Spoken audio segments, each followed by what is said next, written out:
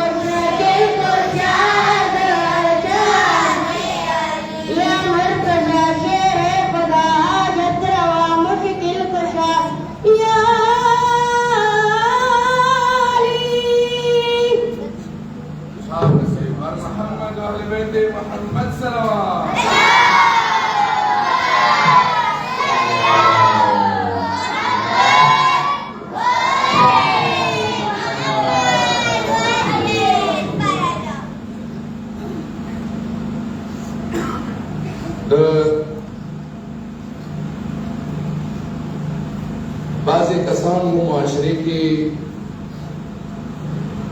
خپل هر نمونه ضرورتونه وي هغه پسې پوسټ واچوي خو څه د علي د ولایت کوم ځای نه څه لږ هم حرکت کېږي نو هغه ته غورځنونه رسوي او بعضې کسان داسې وي چې هغه بلکل هم فارغ وي هغه د دغو پروګرامونو نه داسې کارونو نه بېله دا پروګرام نه دی داسې هزارها کارونه دي چې هغه هغه کې لرهکشي اختیاروي او داسې کارونو ته ویل کېږي چې یاره دا د فارغو خلکو کار دی مو علاقې کې علما هم موجود دي الحمدلله نور صاحبان علم هم موجود دي او هغه کسان چې د هغو په امر باندې ډېر ډېر کسان خپل هر نمونه قرباني ته تیار وي هغه هم موجود دي خو هغو کسانو کې څنګه علما طبقې سره تعلق لري څنګه احساس ذمه داري کوي هغه یو داسې عالم څنګه خدای ذات ګواه دی چې موږ یو ټلیفون ورته وکړو موږ نه کوم ځای نه ورته غږ وشي هغه بیا نه شپه کسي نه ورځ کسي هغه دې ته ځان رسوي وجه څه دی وجه د رسول الله دی چې هغه دا احساس ذمه داري کوي چې لکه څرنګه د علي علیه السلام دور کې د هغې زمانې خلکو ذمه داري وه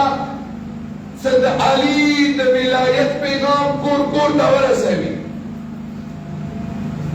نن غونه نن پوښتنه د نن والا نه کېږي غونه د وګټې والا پوښتنه کېده که هغو خلکو ذمه داري ادا کړې دي قیامت په ورځ به مخونه روشن وي او که چا غفلت نه کار اخیستی دی هغه به د قیامت په ورځ مختوري وي د حسن علیه السلام زمانې کې کوم شیعه موجود وو هغو غټه ذمه داري وه چې د حسن علیه السلام د امامت او د ولایت دفاع وکړي هغه پیغام کور کور ته ورسوي او د خپل د زمانې امام امر باندې خپله زندګي تېره کړي که چا تېره کړي دي په روز محشر به هغه